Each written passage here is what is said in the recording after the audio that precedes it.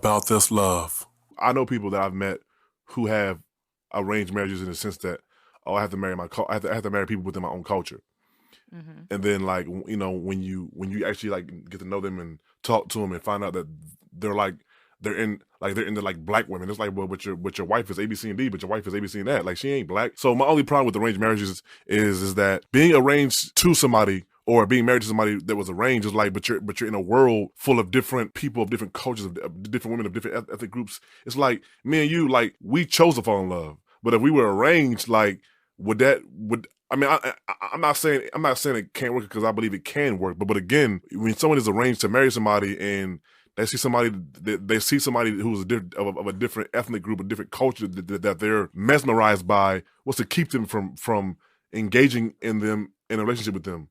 Because again, you're talking about while already being married, or before getting married? No, why married? Because again, I was arranged married to you. I didn't choose you.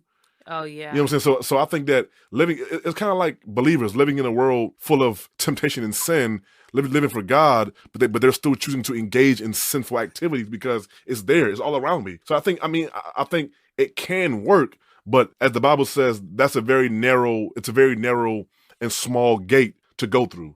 But I believe, yes, it can work. I think it can. If you're surrounded, if that's your culture and there are things put in place. You know what I'm saying? We talk about the culture of our home and things that we would put in place for our children, not necessarily arranged marriages, but, you know, the things that you and I do speak about, like, okay, we want to put in place like certain rules in our home and certain I guess certain things that they would experience in our home. But we weren't arranged, though.